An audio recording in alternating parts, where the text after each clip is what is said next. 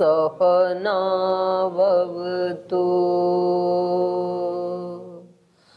सहनौ भुनक्तु सह वीर्यङ्करवावहै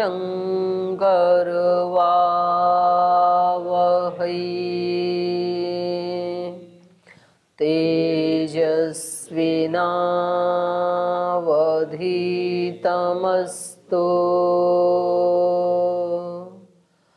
मा विद्विषावहै। ॐ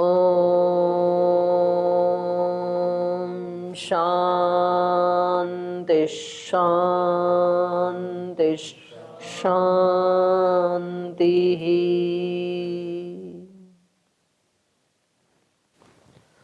सूत्र पाठ जी। सर्व वेदांत प्रत्ययम चोदनाद्य विशेषात् भेदान्नेति चेन्नैकस्यामपि स्वाध्यायस्य तथात्वेन हि समाचारे अधिकाराच्च सबवच्च तन्नियमः दर्शयति च उपसंहारो अर्थाभेदाद् विधिशेषवत् समाने च अन्यथात्वं शब्दादि चेन्न विशेषात् न वा प्रकरण भेदात् परोवरीयस्त्वादिवत् संजातश्चेत् तदुक्तमस्ति तु तदपि व्याप्तेश्च समञ्जसं सर्वभेदादन्यत्रे मे आनन्दादयः प्रधानस्य प्रियशिरस्त्वाद्य प्राप्तिरुपचयपचयौ हि भेदे इतरे तु अर्थसामान्यात् आध्यानाय प्रयोजनाभावात् आत्मशब्दाच्च आत्मगृहीतिरितरवत् उत्तरात् अन्वयादिति चेत् स्यात् अवधारणात् कार्याख्यानादपूर्वं समान एवं च भेदात् संबंधादेवं अन्यत्रापि न वा विशेषात् दर्शयति च संभृतिद्युव्याप्त्यपि चातः पुरुषविद्यायामिव चेतरेषाम् अनाम्नानात्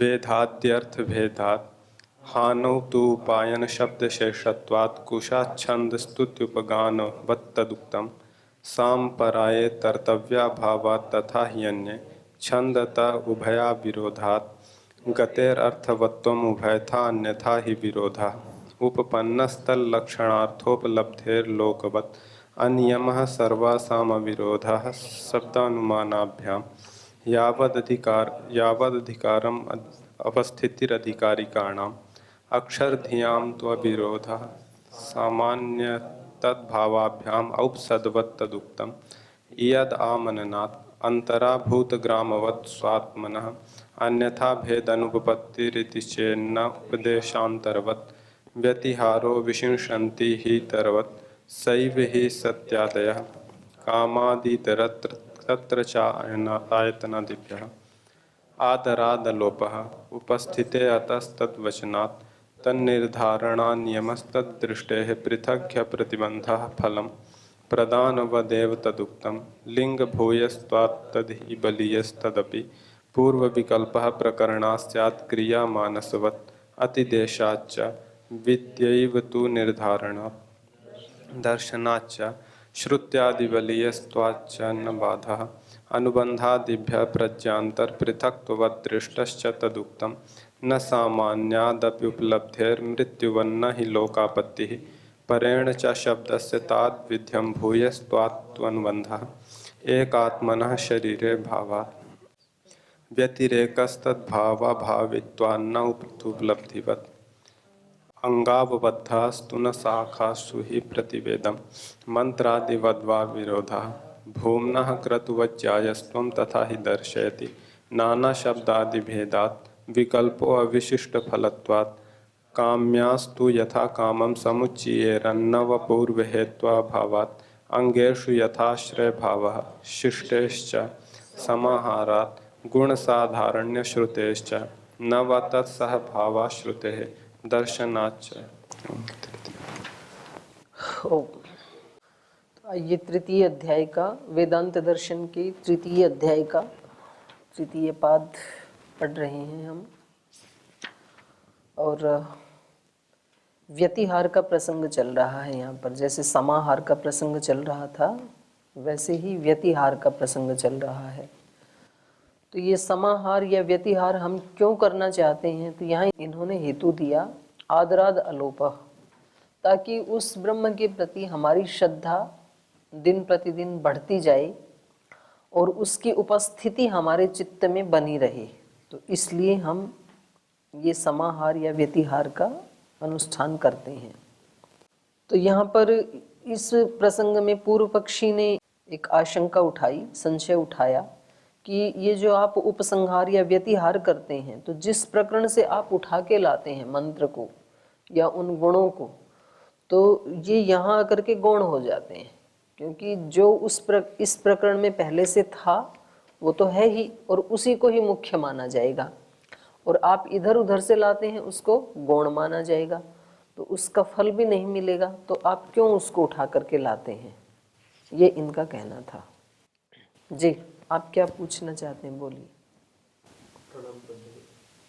201 नंबर पेज में जो ऊपर में 3-4 लाइनें हैं, तो तत् दृष्टि पृथक ही फलम अप्रतिबंधः, इसका भाष्य।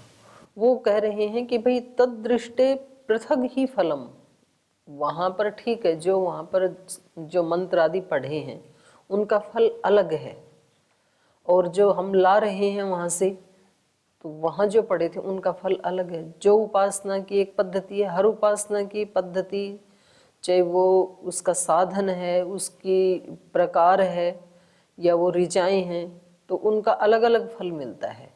ठीक है, अलग सामग्री डालेंगे तो वो साधन में आ गया, तो अलग साधन अलग फल, और अलग ऋचाएँ बोलेंगे तो जो उन ऋचाओं का टॉपिक है उसका फल मिलेगा। तो ये अलग अलग है। तो ये कह रहे हैं तदृष्टे पृथक ही फलम अप्रतिबंध तयो उपसंहार व्यतिहारयो दृष्टे तत्तत्स्थले पृथक एव फलम अस्ति इति अप्रतिबंधः। उनका अलग अलग फल तो है, लेकिन हम उसको ला नहीं सकते हैं, ऐसा कोई प्रतिबंध नहीं है, उसका अप्रतिबंध है। वो हम आपकी बात मान रहे हैं, अलग अलग फल है, लेकिन उसको लाने में कोई प्रतिबंध नहीं है। यद एकस्मिन् स्थले ये खलु परमात्मनो गुणाः, जहाँ एक स्थान पे परमात्मा के गुण प्रतिपादिताः, प्रतिपादन किया गया है, तत्र स्थले न प्रतिबंध है, उस स्थान पे कोई प्रतिबंध नहीं लगाया कि इसके अतिरिक्त आप और कोई ऋचा या कोई साधन ला ही नहीं सकते हैं, ऐसा कोई प्रतिबंध नहीं है। प्रतिबंध नहीं है तो खुली छूट है, आप उसके अतिरिक्त और गुण भी ला सकते हैं। तो कह रहे हैं वहां पर तत्र स्थले न प्रतिबंध नहीं ते केवलम एतावंत एव, वहां पर ऐसा प्रतिबंध नहीं लगाया कि ये गुण बस केवल इतने ही हैं इस फल के लिए। न केवलम एतावंत एव प्रतिबंधेन परमात्मनो गुणा सन्ति किंतु अन्य अपि अनुसंधेयः, बल्कि प्रतिबंध न होने के कारण ये फायदा हो गया कि आप वहां पर और भी ला सकते हैं, औरों का भी अनुसंधान कर सकते हैं, कोई दिक्कत नहीं है। ठीक है, तो चलिए आगे। कल इन्होंने फिर ये उठाया था इदानीम उपसंहार व्यतिहार विषया अन्यथा करणे अन्य पूर्व पक्ष उत्थाप्यते। पूर्व विकल्प प्रकरणात् स्यात् क्रियामानस्वत्, मानसिक क्रिया के समान। जब समस्त पद में इसका अर्थ करेंगे तो होगा मानसिक क्रिया के समान।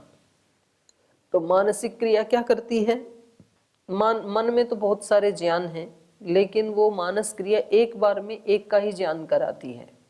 तो ऐसे ही कह रहे हैं कि आप कितने भी ज्यादा ले आएंगे उपसंहार करके या व्यतिहार करके, बहुत सारी ऋचाओं को ले आएंगे, तो भी जिस प्रकरण में जो पहले से पढ़ी हुई है ना, मुख्य तो वो ही है ना, तो फल उन्हीं का ही मिलेगा।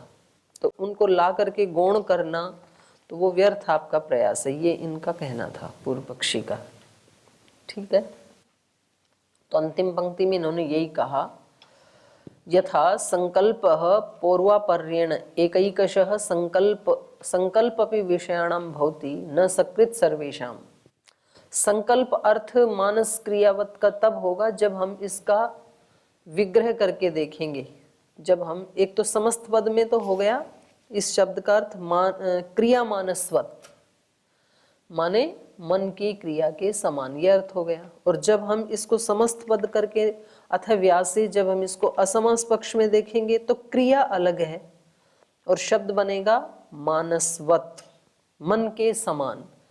मन के समान ये क्रिया, क्रिया अब आके यहाँ जुड़ जाएगी व्यतिहार और उपसंहार के साथ। ये जो व्यतिहार उपसंहार की जो ये क्रिया है, ये कैसी है? मानसवत। और मानसवत का अर्थ इन्होंने क्या किया? मन के समान। मन के समान मतलब मन में बहुत सारे संकल्प होते हैं, उन संकल्पों में कोई एक मुख्य संकल्प होता है। जैसे किसी व्यक्ति का ये संकल्प हो सकता है कि भाई अब की बार मेरे को परीक्षा में गोल्ड मेडल लेना है, तो ये मुख्य संकल्प हो गया। अब उसके साथ साथ वो सुबह 4 बजे उठने का संकल्प भी लेगा, कम खाने का संकल्प भी लेगा, तो ये बाकी गौण संकल्प होते हैं। तो मानस वत का मतलब हो गया कि मन का जो मुख्य संकल्प है उसके समान। तो यहाँ प्रकरण में जो ईश्वर के गुण पढ़े हैं या उपासना की विधि बताई है वो मन के मुख्य संकल्प के समान मुख्य रहेगी, और बाकी जो व्यतिहार उपसंहार से लाए हैं ईश्वर के गुण वो सब गौण रहेंगे, वो बता रहे हैं। यथा संकल्प पूर्वापर्येण एकैकशः, जैसे बहुत सारे संकल्प हैं तो सबसे पहले कौन सा संकल्प आएगा? जो उसका मुख्य है। तो बाकी कैसे आएंगे? एकैकशः संकल्प विषयाणाम भवति न सकृत सर्वेषाम, एक साथ सारे संकल्प नहीं होते हैं। तद्वत अत्रपि तेन उपसंहार व्यतिहार कल्पनाया वैयर्थम प्रसज्जेत। तो यहाँ पर भी उसका मुख्य जो उपासना का तरीका है या विधान है या फल है वो तो वही होगा जो उस प्रकरण में पहले से पढ़ी हुई ऋचाओं से मिलने वाला है। बाकी ये जो ला रहे हैं ये तो गुण है, तो इसलिए इनका लाना क्या हो जाएगा? यहाँ पर व्यर्थ हो जाएगा, ये कहना चाह रहे हैं।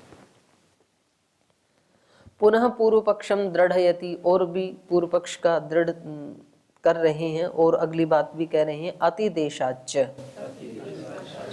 करें अतिदेश का मतलब होता है अतिक्रमण करके जो आदेश दिया जाता है उसी को तो अतिदेश कहते हैं ना, व्याकरण में भी वही अर्थ है। तो अतिक्रमण करके निर्देश किया गया। अतिक्रमण करके मतलब एक तो उस प्रकरण में पहले ऋचाएं पढ़ी हैं या उपासना की पद्धति बताई हुई है और उसका अतिक्रमण करके कुछ और कह दिया गया है। तो अतिदेश होने से भी उपसंहार और व्यतिहार जो है वो दोषपूर्ण होंगे। अतिक्रमण कर दिया ना हमने किसी विधि का। अतिकृत्य देशो निर्देशो अतिदेश, अतिक्रमण करके कोई देश है, देश है कोई कहा निर्देश है, तो उसको क्या कहेंगे? अतिदेश। अतिदेश का मतलब क्या है? उपरिष्टात् निर्देशो अतिदेशो अन्य धर्मस्य अन्यस्मिन् निर्देशो अतिदेश, उसको कहते हैं ऊपर से जो निर्देश आया है। जैसे मान लो हम यहाँ कक्षा में बैठे हैं और फिर यहाँ आप ला करके किसी ऐसे व्यक्ति को बिठा दें जिसको संस्कृत आती नहीं है, तो मैं बोलूँ कि भाई ये तो इनका तो यहाँ बैठना व्यर्थ है, इनसे तो बैठा भी नहीं जा रहा, इतने बुजुर्ग हैं ये तो बेचारे हिल रहे हैं, तो फिर आप बोलोगे जो ऊपर से आदेश है, तो उसको क्या कहेंगे? अतिदेश। ऊपर से आदेश है हमें, तो फिर उसको नहीं हटा सकते ना, लेकिन उसको लाभ भी नहीं होगा, तो इसको कह रहे हैं ये कह रहे हैं अतिकृत्य देश निर्देशो अतिदेश उपरिष्टात् निर्देशो, जो ऊपर से निर्देश मिला। एक तो वहां उस प्रसंग में उस प्रकरण में पहले ही उपासना का विधान किया हुआ था और ऊपर से आपने और ला करके वहां पर ईश्वर के गुणों को मिला दिया, तो ये हो गया ऊपर से किया हुआ विधान। जैसे उसमें भी तो होता है ना, भाई आपकी तनख्वाह कितनी है? इतनी है। ऊपर से कितना आ जाता है? तो ऊपर से जो आया हुआ है उसको अच्छा नहीं माना जाता ना, ऊपर की कमाई ऐसे बोलते हैं। तो यहां भी ये कह रहे हैं ऊपर से किया हुआ निर्देश, तो वो ठीक थोड़ी होता है, वो तो पहले जो निर्देश था उतना ही ठीक था। तो उपरिष्टात् निर्देशो अतिदेश, ऊपर से दिया हुआ निर्देश को ही अतिदेश कहते हैं। अतिदेश का मतलब है अन्य धर्मस्य अन्यस्मिन् निर्देश, किसी अन्य धर्म में किसी अन्य का निर्देश करना। उस प्रकरण में किसी अन्य धर्म का निर्देश पहले ही किया हुआ था, उसमें आपने लाके कुछ और मिला दिया, इसको दोष माना है। सत्य काम आदि नाम अतिदेशात अन्यत्र उपरिष्टात् पठनात् अपि पूर्वतो वर्तमानानां धर्माणां पूर्व विकल्पः प्राथमिक भावो मुख्य भाव पश्चात् अधिदिष्टानां धर्माणां गौण भाव इति दोषः पूर्ववत् अवतिष्ठते ही तस्मात् उपसंहार व्यतिहारौ अयुक्तौ। सत्य काम आदि जो ईश्वर के गुण हैं वो पहले से ही वहां पर लिखे हुए हैं। सत्य काम आदि नाम अतिदेशात अन्यत्र उपरिष्टात पठनात् अपि, और कह रहे हैं जो अतिदेश क्या है, उससे भिन्न, सत्य काम आदि से भिन्न जो उसके गुण हैं वो उपरिष्टात पठनात् अपि, ऊपर से आपने पढ़ दिए तो भी, अतिदेश कर दिया तो भी, पूर्वतः वर्तमानानाम धर्माणाम पूर्व विकल्प, पहले से ही वर्तमान या विद्यमान जो धर्म थे वो क्या हैं, पूर्व विकल्प हैं। पूर्व विकल्प कोई खोला, प्राथमिक भाव, उनका ही प्राथमिक भाव रहेगा। जो घर के मालिक हैं और फिर वहां उस घर में और आ जाएं दो चार, तो प्राथमिक भाव किसका रहेगा, तो घर वालों का ही रहेगा। जो बाहर से बाद में आए हैं जिनका अतिदेश किया गया है वो तो गौण ही रहेंगे। तो कह रहे हैं पहले जो वहां पर ईश्वर के गुण पढ़े थे या उपासना का पद्धति थी तो उसी का ही प्राथमिक भाव होता है। प्राथमिक भाव को ही खोला, मुख्य भाव। पश्चात अतिदिष्टानाम धर्माणाम गौण भाव इति, बाद में जिन धर्मों का अतिदेश किया है वो क्या है, गौण भाव है उनका। इति दोषः, तो ये दोष है उसमें। पूर्ववत अवतिष्ठते ही, पहले की तरह से ही ये दोष रहेगा जैसे पहले बताया था हमने। तस्मात् उपसंहार व्यतिहारौ अयुक्तौ, इसलिए उपसंहार या व्यतिहार करना दोषपूर्ण है। तो ये दो इन्होंने दोष दिखाई पूर्व पक्षी ने। इदानीम उत्तरयति, तो अब इन दोनों का उत्तर दे रहे हैं सिद्धांती। विद्यैवतु निर्धारणात्, कह रहे नहीं इसमें कोई दोष नहीं आएगा। निर्धारणात्, निर्धारण करने से, निश्चय होने से, विद्यैवतु मतलब परमात्मा का जो गुण है तो वो क्या है, एक परमात्मा विद्या ही तो है, ब्रह्म विद्या है। तो ज्ञान रूप में ही बने रहते हैं ना वो विद्या, उसमें उसका ज्ञान या उसका महत्ता कम हो जाए ऐसा तो नहीं है।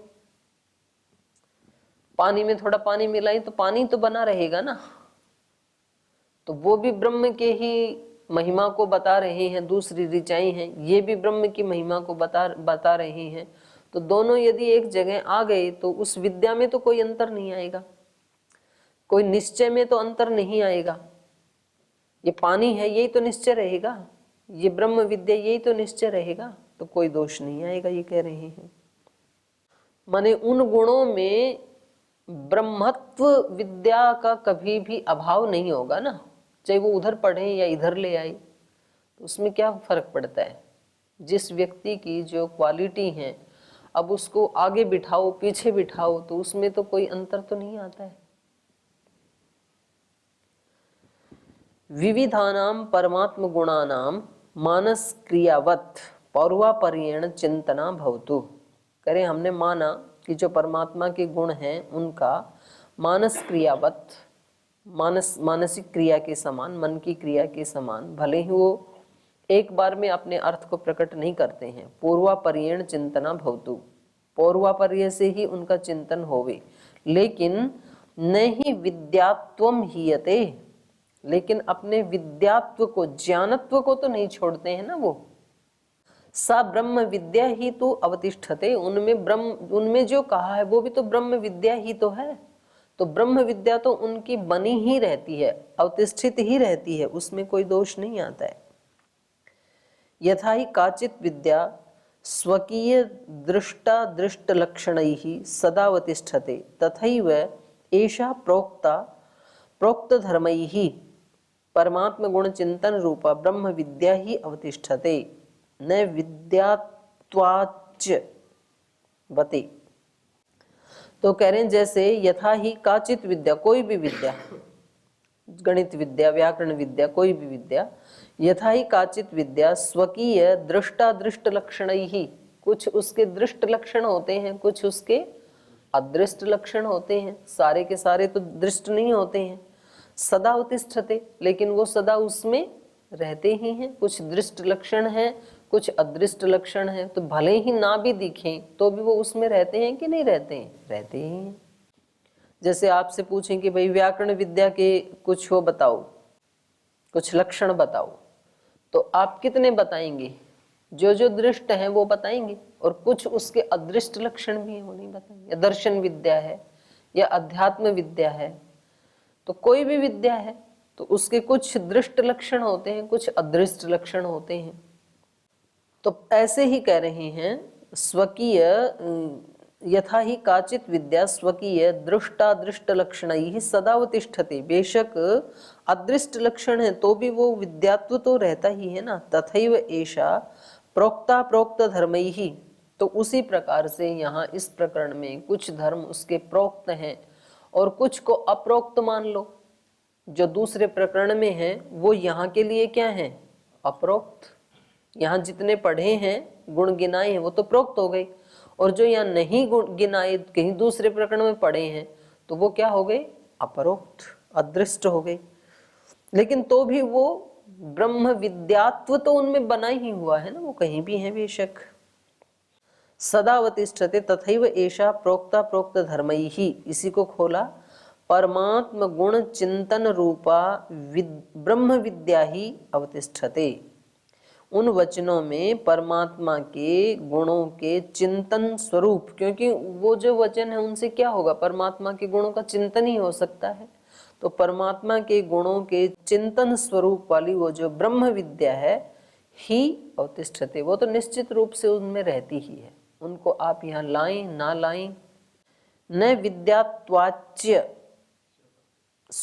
न विद्यात्वाच्यवते, वो अपने विद्यात्व से नहीं नीचे आती है, वो तो उसमें बना ही रहता है, हटती नहीं है वो।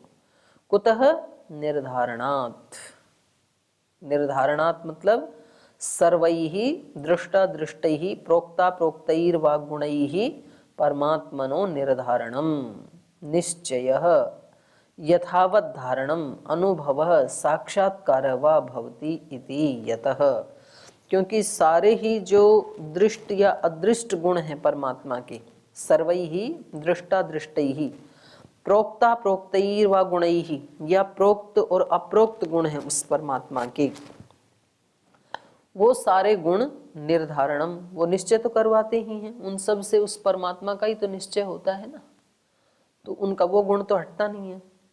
निश्चयो, निर्धारणम कोई खोला, निश्चय, निश्चय को खोल दिया। यथावत धारणम, वो उस परमात्मा के स्वरूप का यथावत धारण करवाते हैं, उसी को खोला। अनुभवः, उसका अनुभव करवाते हैं, और आगे उसी को कहा साक्षात्कारो वा भवति। तो इनको हम एक अर्थ में भी ले सकते हैं और एक क्रम भी बना सकते हैं हम। जैसे ही मानो किसी ऋचा में परमात्मा का कोई गुण बताया गया है, जैसे मानो ओम अक्षर है, तो ओम का मतलब है अवरक्षण, मुख्य अर्थ उसका हम रक्षण कर लेंगे कि ईश्वर हम सब का रक्षण करता है। तो पहले तो इसका हम निर्धारण करते हैं कि भाई भगवान का ये जो ओंकार नाम है, ओम नाम है, इसका अर्थ क्या है? रक्षक। तो पहले तो निर्धारण किया, निर्धारण के बाद फिर निश्चय होता है हमें कि यही अर्थ है, दूसरा अर्थ नहीं है। यहाँ तो मतलब दूसरे भी हो जाएंगे, लेकिन व्यक्ति के हृदय में एक निश्चय हो जाता है कि भाई मैंने इस परमात्मा के इस गुण को मैंने धारण कर लिया और अब ये मेरी रक्षा करेगा, तो फिर होता है निश्चय। निश्चय के बाद फिर यथावत धारणम, फिर यथावत धारणा बन जाती है। पहले वाली जो थी वो मानसिक धारणा थी, और ये सत्य धारणा बन जाती है। तो किसी किसी भक्त की बनती है ना यथावत धारणा, तो ऐसी अनेक अनेक घटनाएं घटित होती रहती हैं कि साधारण भक्त पता नहीं कितने वर्षों से पूजा कर रहे थे, और एक भोला भाला भक्त उसने 2-4 दिन आकर के पूजा की, लेकिन वो था रिजु, तो उसने यथावत धारणा की थी। तो यथावत धारणा करते ही अगले स्टेप पे होता है अनुभव, फिर उसको अनुभव हो जाता है। और अनुभव का मतलब है फिर साक्षात्कार। अगले स्टेप पे उसको बिल्कुल उन ऋचाओं का जो अर्थ है उसका साक्षात्कार हो जाता है। तो कह रहे हैं ये उनका जो गुण है वो कभी नष्ट नहीं होता है। तस्मात् तत्र पौर्वापर्यम न दोषाम अर्हम, न दोष अर्हम। तो पौर्वापर्य का यदि वहां आप दोष मान रहे हो तो ये दोष नहीं हो सकता है। आगे पीछे भगवान के गुण कभी भी बोलें, यदि हमारी उसमें सच्ची धारणा है तो वो उसका जो अर्थ है, उसकी अनुभूति है, साक्षात्कार है, उसको वो हमेशा अपने साथ लिए होते हैं, तो वो हमें करवा देंगे वो अनुभूति। ठीक है। दर्शनाच्य, और कह रहे हैं ज्यादा ज्यादा उनके गुण जब हम पढ़ते हैं तो हमारा मानस दर्शन भी बढ़ता है। दर्शन का अर्थ आप ज्ञान भी ले सकते हैं या अनुभूति भी ले सकते हैं। अनुभूतियां भी बढ़ती हैं उनकी, उससे हमारी। यथा यथा ही परमात्मनो गुणाः चिन्त्यन्ते तथा तथा तस्य परमात्मनो दर्शनम साक्षात्कारः प्रवर्धते। जैसे जैसे ही परमात्मा के अधिक अधिक गुणों का हम चिंतन करते हैं, वैसे वैसे तस्य परमात्मनः दर्शनम, वैसे वैसे उस परमात्मा का दर्शन, दर्शन मतलब साक्षात्कार, प्रवर्धते, वो बढ़ता है। तो ये तो हमने पीछे भी पढ़ा ना कि मुक्त आत्मा भी जैसे जैसे उसके अनंत ज्ञान में आगे बढ़ता जाता है, वैसे वैसे उसको परमात्मा का साक्षात्कार और बढ़ता जाता है कि अच्छा ये तो मैंने पहले नहीं जाना था, पृथ्वी लोक पे रहते समय तो मुझे ये नहीं पता था कि ये भी परमात्मा का गुण है, वहां तो मैंने इतना ही जाना था बस। फिर और आगे बढ़ता है तो अच्छा इतने लोकांतर का सृजन भी इन्होंने किया, ये तो मुझे नहीं पता था पहले। तो ऐसे उसका ज्ञान बढ़ता जाता है। अज्ञान तो उसको नहीं कहेंगे, क्योंकि यहाँ पर ये प्रश्न उठ सकता है कि भाई फिर उस विषय में तो उसका अज्ञान ही था, और यदि अज्ञान विद्यमान है तो मुक्ति कैसे हो सकती है, क्योंकि मुक्ति तो ज्ञान से होती है ना। और जितना ज्ञान उसको अभी भी ज्ञान हो रहा है परमात्मा का, तो इसका मतलब इस विषय में तो अज्ञान था, तो अज्ञान से मुक्ति हो ही नहीं सकती है कभी भी। तो वो उसको हम अज्ञान नहीं कहेंगे, उसको हम अल्प ज्ञान कहेंगे कि था तो ज्ञान ही, लेकिन ज्ञान ईश्वर की अपेक्षा से अल्प था। और अब जैसे जैसे ईश्वर के सानिध्य में अधिक ज्ञान हो रहा है तो ये ज्ञान में वृद्धि हो रही है। अज्ञान और अल्प ज्ञान में अंतर है। ठीक है। तो ये कह रहे हैं कि ये ज्ञान बढ़ता भी तो है। तस्य परमात्मनो दर्शनम साक्षात्कार प्रवर्धते तच्च उक्तम पूर्वमेव लिंग भूयस्त्वात् तद्धि बलीय। तो ये इन्होंने कहा था ना 44 नंबर सूत्र में कि उसके जो लक्षण हैं उनके ज्यादा होने से, परमात्मा के लक्षण या उनके गुण ज्यादा होने से परमात्मा क्या हो जाएगा, बलीय, बलवान होता जाएगा, हमारी दृष्टि में बढ़ता जाएगा। तो आगे कह रहे हैं श्रुत्यादि बलीयस्त्वात् च न बाधः। और कह रहे हैं एक और भी, जो कल भी थोड़ी सी आई थी ये बात, आज सूत्रकार उसको कह रहे हैं, कल भाष्यकार कह रहे थे श्रुत्यादि बलीयस्त्वाच्च, श्रुति आदि के बलवान होने से। तो ये इसका मीमांसा का सूत्र है ना 3-3-14। श्रुति लिंग वाक्य प्रकरण स्थान समाख्यानाम समवाये पार दौर्बल्यम अर्थ विप्रकर्षात्। तो कह रहे हैं इसके कारण से, श्रुति आदि के बलवान होने से, श्रुत्यादि बलीयस्त्वाच्च न बाधः, कोई दोष नहीं आएगा। क्योंकि आप दोष क्या कह रहे हैं, ये जो प्रकरण है ये मुख्य है और दूसरे प्रकरण से कुछ ला रहे हैं वो गौण है। तो कह रहे हैं कि प्रकरण तो चौथे नंबर पे आता है, सबसे पहले तो श्रुति, क्योंकि जो हम उठा के ला रहे हैं वो तो श्रुति है ना, तो प्रकरण से श्रुति बलवान होती है, तो कोई दोष नहीं आएगा। यत् प्रकरणे यैहि गुणैहि युक्तः परमात्मा प्रतिपादितः तत्र प्रकरणे तै एव गुणैहि परमात्मा लक्षी कर्तव्य न ही तत्र उपसंहार व्यतिहारौ कर्तव्यौ। कह रहे हैं आप क्या कह रहे हैं, यत् प्रकरणे, जिस प्रकरण में यही गुणैहि युक्तः परमात्मा प्रतिपादितः, जिन गुणों से युक्त परमात्मा का प्रतिपादन किया गया है, तत्र प्रकरणे, उस प्रकरण में, तई एव गुणैः ही परमात्मा लक्ष्य कर्तव्य, उन्हीं गुणों से परमात्मा को लक्ष्य करके उनका उपासना करनी चाहिए।